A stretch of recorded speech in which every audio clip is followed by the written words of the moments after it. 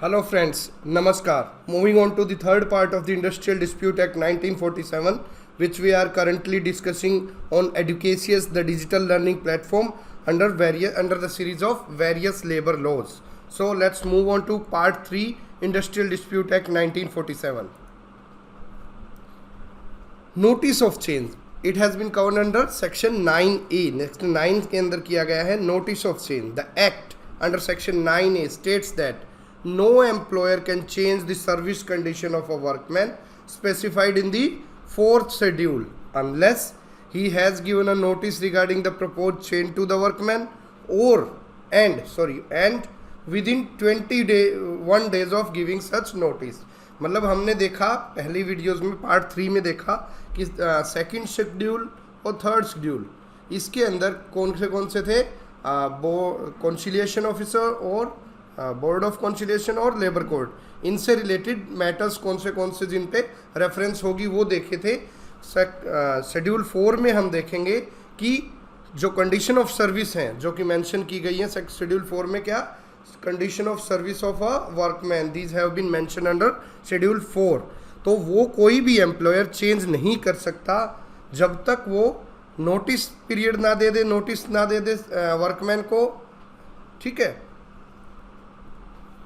और जो नोटिस वो देगा उसके 21 दिन के अंदर वो उसकी सर्विस कंडीशन को चेंज नहीं कर सकता. Meaning thereby that to change a service condition specified in the fourth schedule of the this Industrial Dispute Act, the employer has to give a notice of the proposed change to the workman and he shall not change the service condition within 21 days of giving such notice. 21 notice देने के 21 दिन तक वो नहीं कर सकता change. 21 दिन के बाद depending upon the reply off workman 21 दिन के बाद ही वो नोटिस दे के चेंज कर सकता है. No notice is required if the change is to be effected under any award or settlement, ठीक है, or if it concerns the government employee who are governed by the government service rules. तो ये जो notice है इसकी condition कब मान्य नहीं होगी, कब नोटिस रिक्वायर्ड नहीं होगा, या तो कोई अवार्ड दिया है किसी भी ट्राइब्यूनल ने, लेबर कोर्ट ने या नेशनल ट्राइब्यूनल ने अगर कोई अवार्ड दिया है, कोई ऑर्डर दिया है, ठीक है, तो नोटिस 21 दिन का देना जरूरी नहीं है, ठीक है. अगर कोई सेटलमेंट हुई है in front of conciliation officer या बोर्ड ऑफ कॉन्सिलिएशन तो भी 21 दिन का नोटिस देना ज़रूरी नहीं है. या फिर जो गवर्नमेंट एम्प्लॉयज़ हैं जो कि गवर्नमेंट सर्विस रूल्स, जो कंडक्ट रूल्स के हिसाब से, सर्विस रूल्स के हिसाब से गवर्न किए जाते हैं, उन लोगों के लिए भी नोटिस ज़रूरी नहीं है. So this was notice of change. अगला देखते हैं ग्रीवांस रिड्रेसल कमेटी जो सेक्शन 9C के अंदर है. As per the amendments made by the industrial dispute act 2010, मतलब इंडस्ट्रियल डिस्प्यूट एक्ट 1947 का अमेंडमेंट कब हुआ था, 2010 में. Chapter 2B was inserted in according to this provision. Every industrial establishment employing 20 और more workman shall have one or more grievance redressal committee for the resolution of disputes arising out of individual grievances. जो individual grievances हैं, individual workman के issues हैं, dispute हैं, grievance हैं, ठीक है, complaints हैं, उनको सॉल्यूशन करने के लिए एक ग्रीवांस रिड्रेसल कमेटी बनाई जाएगी जो कि इंडस्ट्रियल डिस्प्यूट अमेंडमेंट एक्ट 2010 में डाला गया था, एक chapter 2B.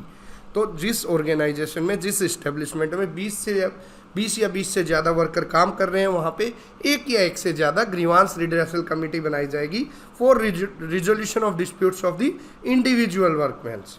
This committee shall consist of equal number of members from the employee and workman.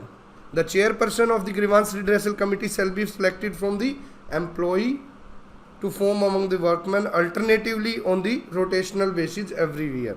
ठीक है, तो जो होगा चेयरमैन होगा, ग्रीवांस रिड्रेसल कमेटी का चेयरमैन जो होगा, जो बनाई जाएगी, जिसके अंदर इक्वल पार्टिसिपेशन होगा एम्प्लॉय का और वर्कमैन का, सॉरी एम्प्लॉयर का और वर्कमैन का.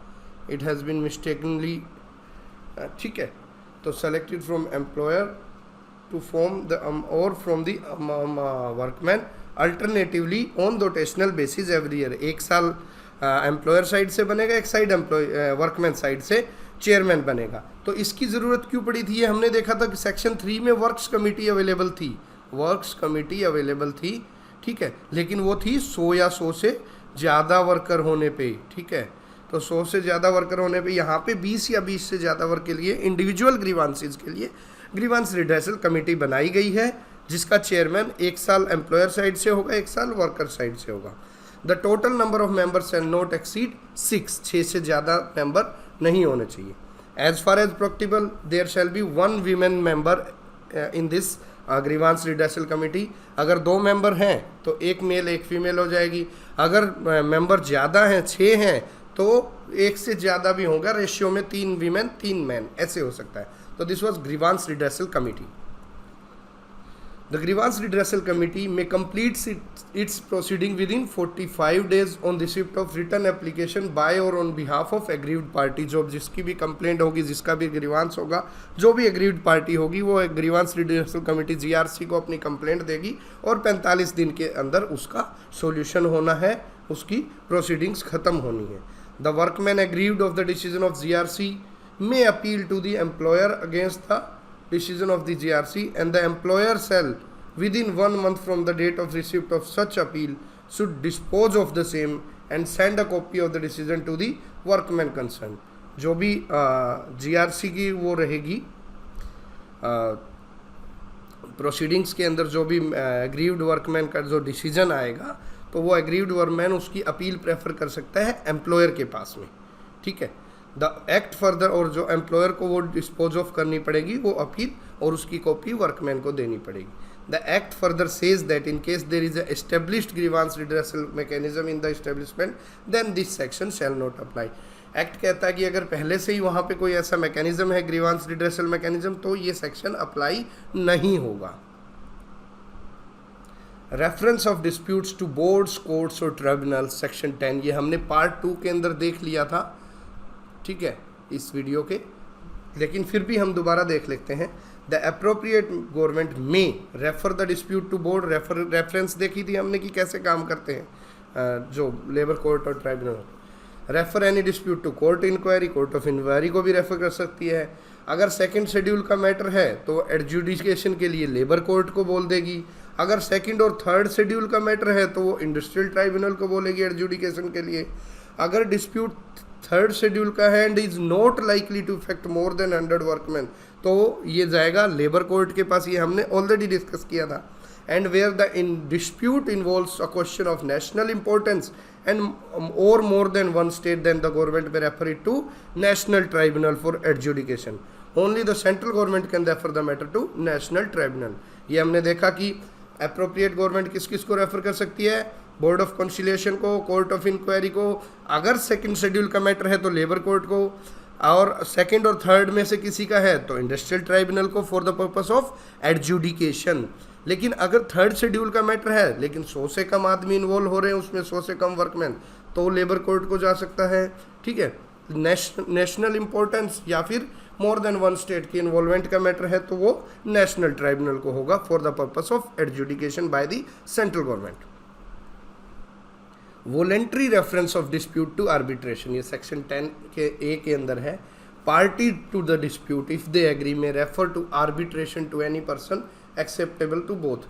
हमने देखा था कॉन्सिलिएशन और एडजुडिकेशन, यहाँ आया है आर्बिट्रेशन। आर्बिट्रेशन में क्या होता है, एक थर्ड इंडिपेंडेंट पर्सन को, थर्ड इंडिपेंडेंट पार्टी को या पर्सन को ले लिया जाता है, जो कि दोनों एग्रीव्ड पार्टी, दोनों मतलब एम्प्लॉयर और वर्कमैन, दोनों साइड को म्यूचुअली एक्सेप्टेबल रहता है कि हम इसको अपना केस दे देते हैं, ये जो फैसला करेगा वो हम मान लेंगे।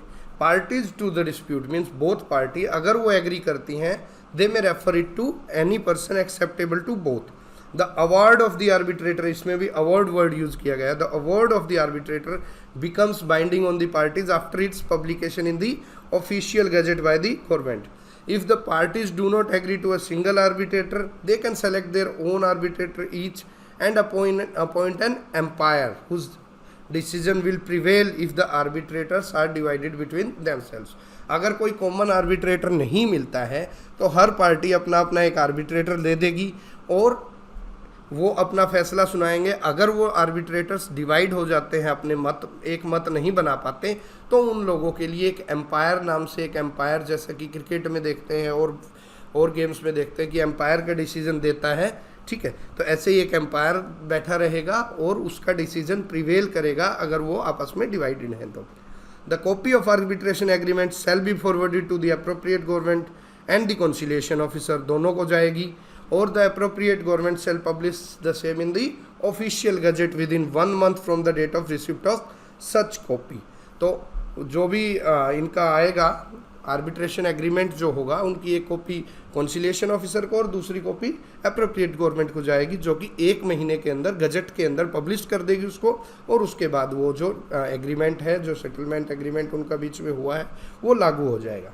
When an industrial relation has been referred, industrial dispute has been referred to arbitration, the appropriate government prohibit the continuation of any strike or lockout in connection with such dispute।